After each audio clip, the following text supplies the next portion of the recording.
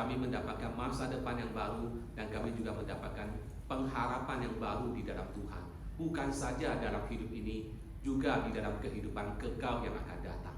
Terima kasih Tuhan untuk hari ini. Terima kasih untuk hari yang baru, kesehatan yang Tuhan anugerahkan kepada setiap kami, kesempatan yang Tuhan berikan untuk kami boleh beribadah.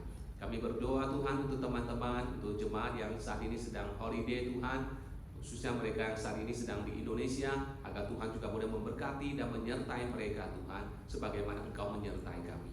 Berkati Tuhan ibadah ini, berkati untuk firman yang akan kami pelajari bersama-sama. Kiranya Tuhan boleh menolong hamba-Mu dengan segala cacat celah dan kelemahannya, supaya boleh menguraikan kebenaran Tuhan dengan jelas. Di dalam nama Tuhan Yesus Kristus kami berdoa. Amin. Silakan duduk. Shalom, selamat pagi jemaat yang dikasihi oleh Tuhan. Bapak Ibu Saudara, hari ini kita membahas Markus pasal ke-7 ayat 1 hingga 23.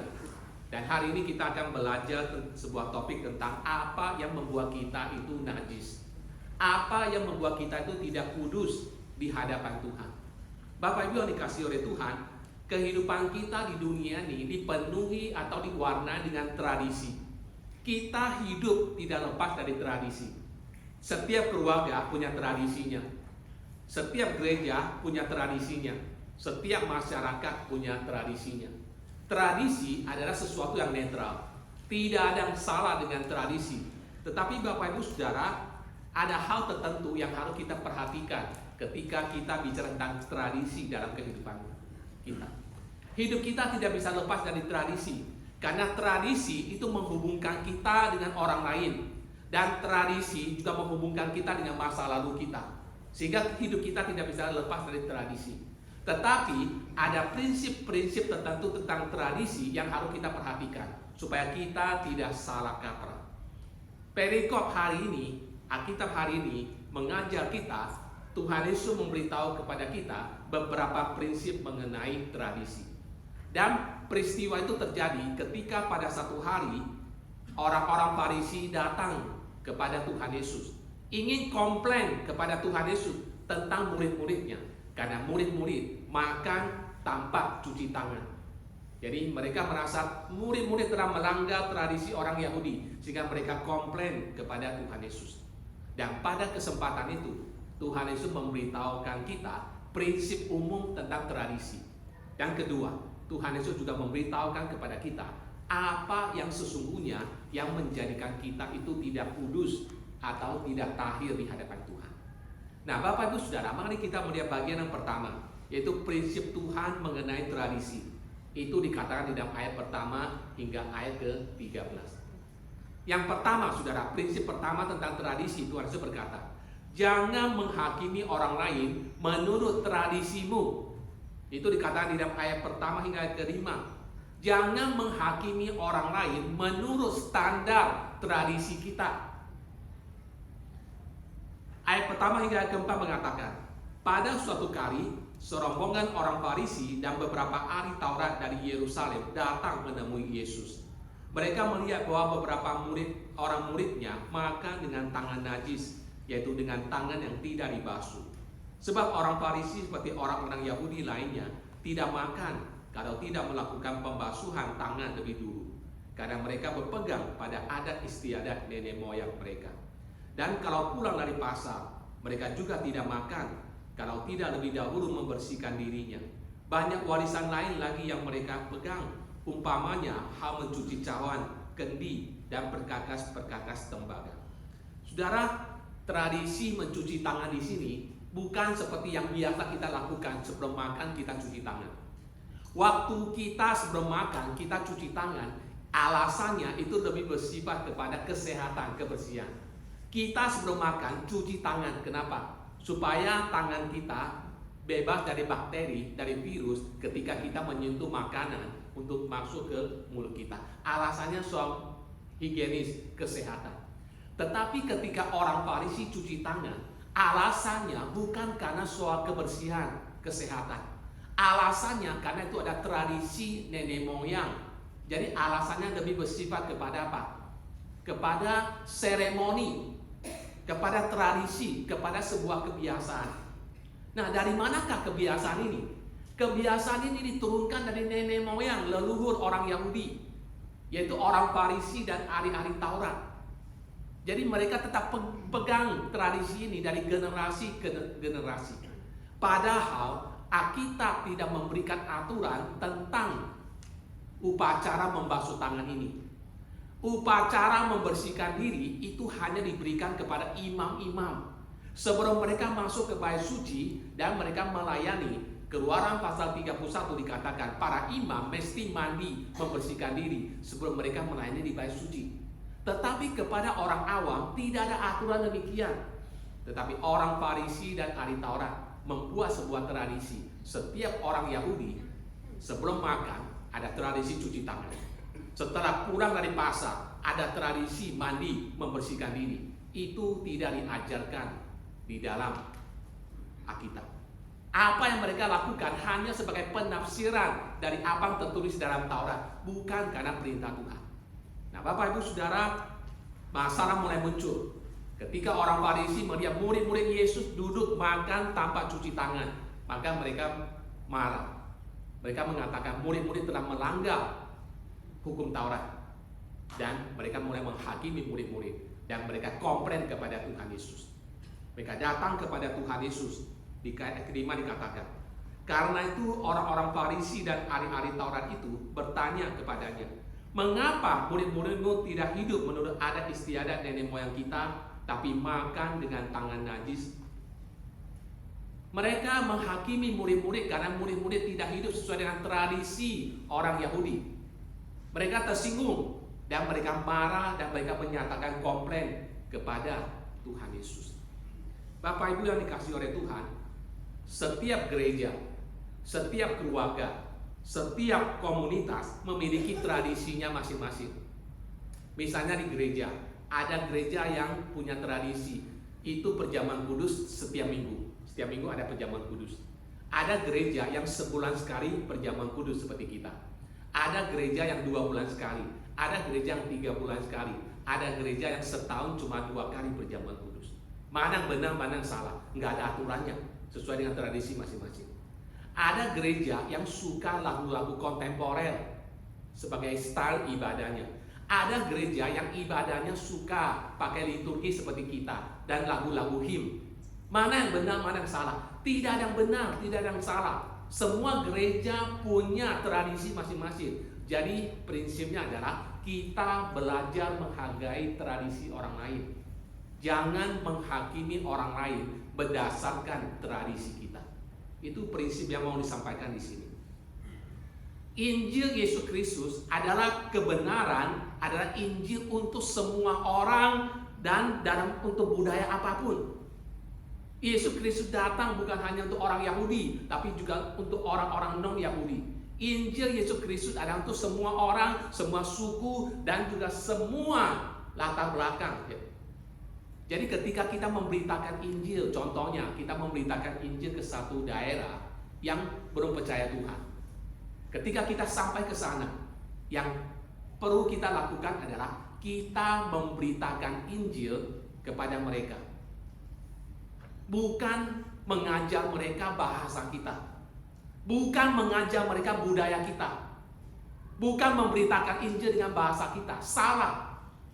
Tapi yang kita lakukan adalah kita memberitakan Injil sesuai dengan bahasa mereka. Itulah sebabnya misionaris kadang-kadang ketika mereka pergi ke daerah tertentu untuk memberitakan Injil, mereka lebih dahulu mesti belajar bahasa, paling tidak 3 tahun. Misalnya, mereka pergi ke Papua. Papua itu banyak bahasa sukunya. Ada satu dosen saya butuh 3 tahun untuk belajar bahasa-bahasa suku di Papua. 3 tahun. Supaya apa? Supaya orang Jerman ini bisa mengerti bahasa Papua, sehingga 3 tahun selesai dia bisa ke sana memberitakan Injil, mengajar dengan bahasa Papua. Bukan ngajar bahasa kita, bukan ngajarin lagu-lagu kita sesuai dengan bahasa kita, tidak. Kita memberitakan Injil sesuai dengan bahasanya, dan setelah itu biarkan Injil masuk dan merubah kehidupan mereka sesuai dengan budaya mereka. Sehingga pada akhirnya apa? Ketika mereka menjadi orang Kristen, mereka akan nyanyi dengan bahasa mereka masing-masing, dengan suku-suku mereka masing-masing. Mereka akan beribadah sesuai dengan stylenya, gaya mereka, budaya mereka masing-masing, tradisi mereka masing-masing. Itu panggilan kita. Kita tidak dipanggil untuk merubah orang sesuai tradisi kita, sesuai dengan stylenya kita, tidak. Tapi kita memberitakan Injil dan biarlah Injil yang merubah mereka sesuai dengan tradisi, sesuai dengan budaya, sesuai dengan bahasa mereka. Jadi Bapak Ibu yang dikasihi Tuhan, tidak ada yang salah dengan orang Farisi cuci tangan sebelum mereka makan. Silakan lakukan. Tetapi masalahnya adalah ketika mereka mulai menghakimi sesuai dengan apa yang menjadi tradisi mereka. Jadi prinsip pertama Tuhan Yesus sampaikan kepada kita tentang tradisi adalah apapun tradisi itu, jangan kita menghakimi orang lain sesuai tradisi kita. Jangan menghakimi orang lain sesuai dengan tradisi kita. Kalau orang berbeda dengan kita, hargai perbedaan itu. Jangan menghakimi orang lain karena orang itu punya tradisi yang beda dengan kita. Itu prinsip pertama. Prinsip yang kedua, jangan menganggap tradisi itu sebagai sesuatu yang sakral, yang suci, yang tidak bisa diutak-atik. Itu dikatakan di dalam ayat ke-6 hingga ayat ke-13. Tradisi apapun, sebaik apapun tradisi itu, tidak selalu cocok pas dengan setiap zaman. Pada masa tertentu, pada periode tertentu, pada waktu tertentu, ada tradisi yang bagus sekali, yang menjadi berkat, yang sangat relevan. Tetapi dengan berlalunya waktu, terkadang tradisi yang dulu kita anggap penting, relevan, menjadi tidak relevan. Yang dulunya cocok, sekarang sebetulnya sudah tidak pas lagi. Harus diubah. Jangan pegang mati, pokoknya dari dulu begini, dari nenek moyang kita begini, sekarang harus begini. Padahal sudah tidak cocok dengan zaman. Jangan menganggap tradisi sebagai sesuatu yang sakral. Apa yang terjadi jikalau kita memegang tradisi itu sebagai sesuatu yang sakral, sesuatu yang suci, sesuatu yang tidak boleh diubah, sesuatu yang tidak boleh diutak-atik? Tuhan Yesus memberikan kita peringatan, yaitu pertama, kita berada dalam bahaya menjadi munafik dan melakukan ibadah yang sia-sia. Itu bahayanya.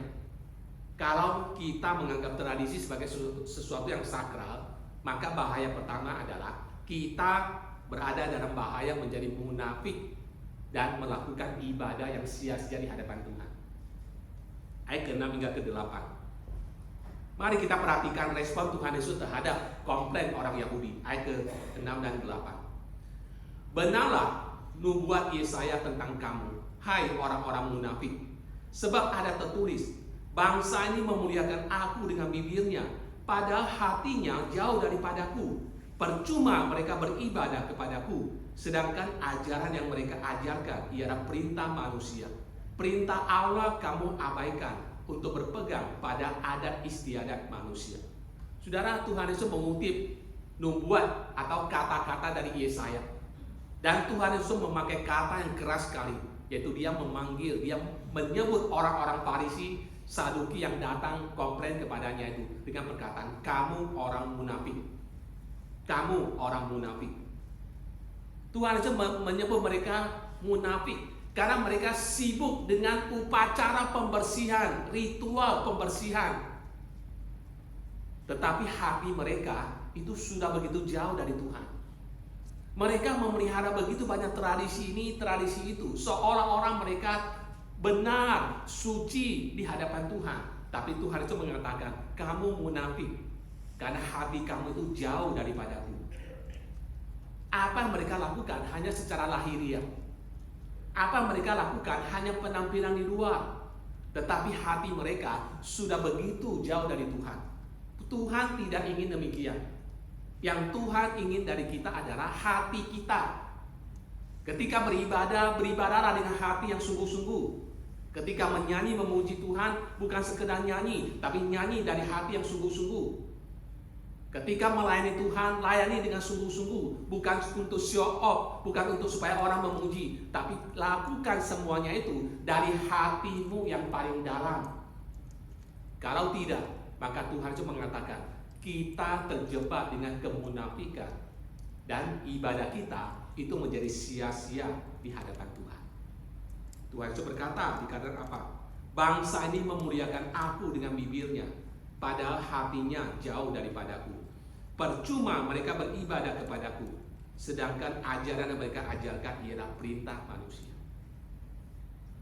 Peringatan kedua yang Tuhan Yesus katakan di sini adalah kita berada dalam bahaya menempatkan tradisi di atas firman Tuhan.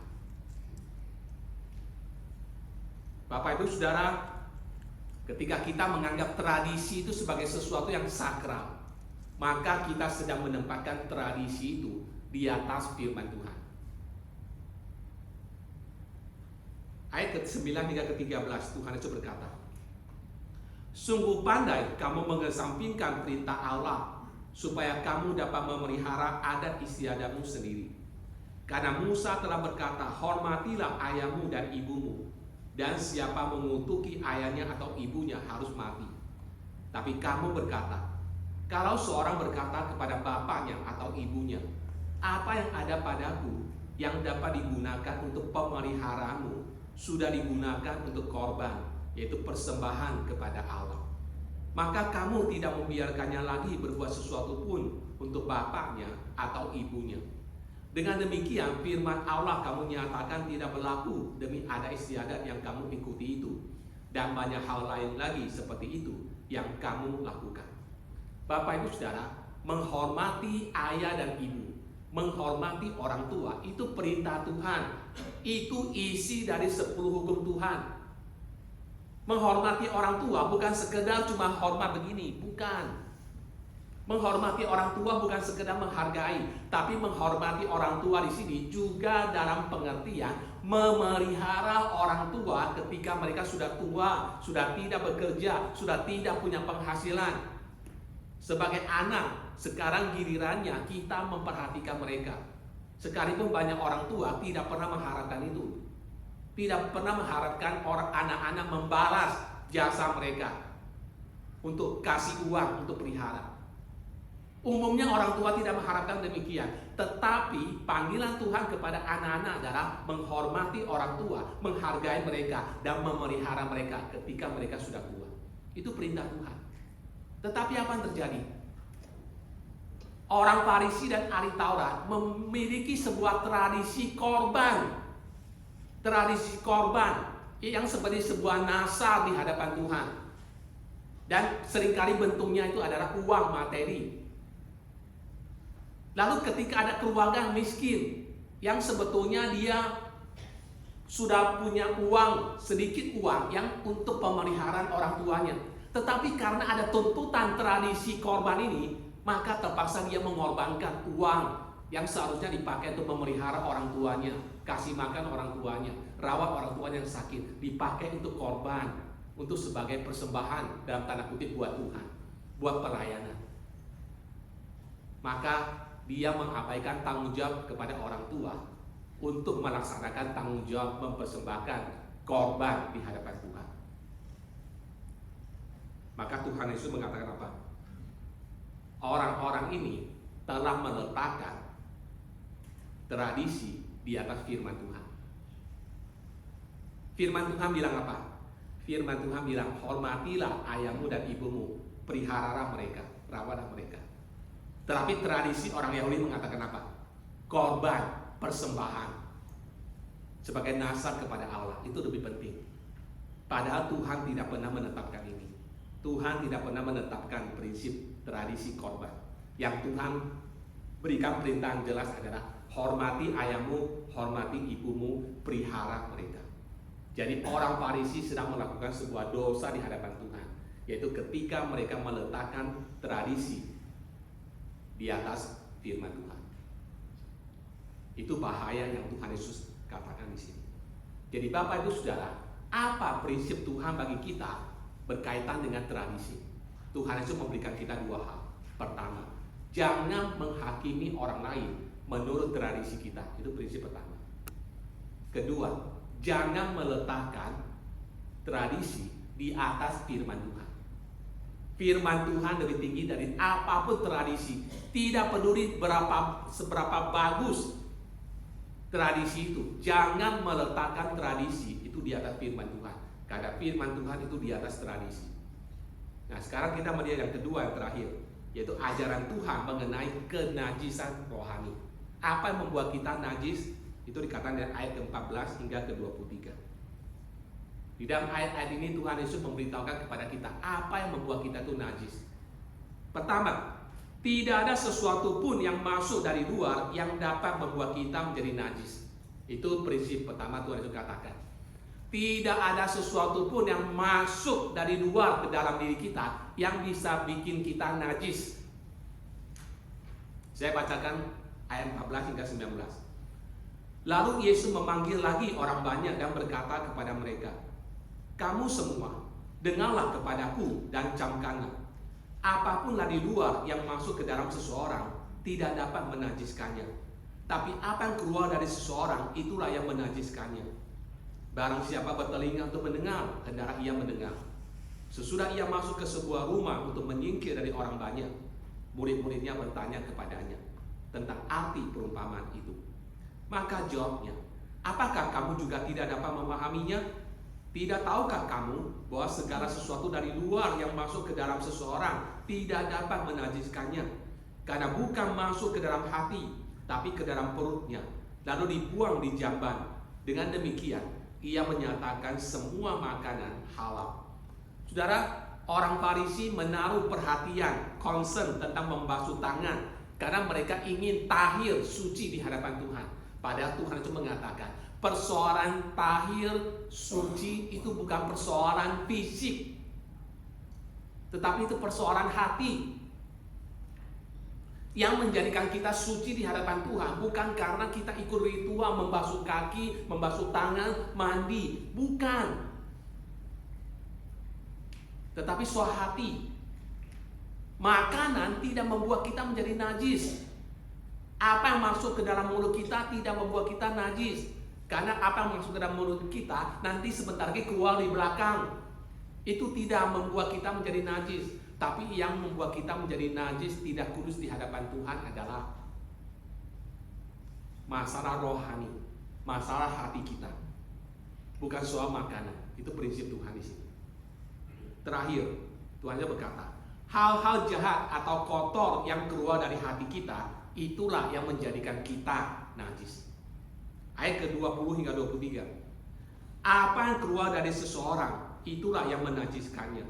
Sebab dari dalam, dari hati orang, timbul segala pikiran jahat, percabulan, pencurian, pembunuhan, penzinahan, keserakahan, kejahatan, kelicikan, hawa nafsu, iri hati, hujat, kesombongan, kebebalan. Semua hal-hal jahat ini timbul dari dalam dan menajiskan orang. Dalam ayat-ayat ini Tuhan Yesus sedang memberitahukan kepada kita bahwa kenajisan rohani itu bukan soal makanan. Kenajisan rohani itu bukan soal kita sudah cuci tangan atau belum cuci tangan. Tetapi kenajisan rohani itu berasal dari hati kita. Segala kejahatan dalam diri manusia itu muncul bersumber dari hati kita. Dari hati kita lah keluar segala hal yang jahat, yang najis, yang tidak kudus di hadapan Tuhan. Jadi yang perlu dibereskan bukan soal ritual cuci tangan. Karena yang membuat kita najis, tidak kudus di hadapan Tuhan, itu adalah kondisi hati kita. Hati yang gelap, hati yang jahat, hati yang berdosa, itu yang mesti dibereskan. Dan bagaimana membereskannya?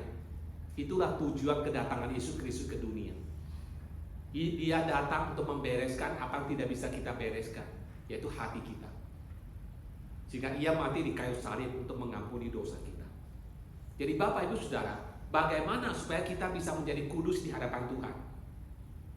Bagaimana supaya kehidupan kita itu bisa menjadi kehidupan yang tahir di hadapan Tuhan? Kuncinya cuma satu, yaitu kita harus dilahirkan kembali, born again. Apa itu dilahirkan kembali? Dilahirkan kembali artinya adalah kita menerima hidup yang baru yang Tuhan anugerahkan bagi kita dalam Kristus.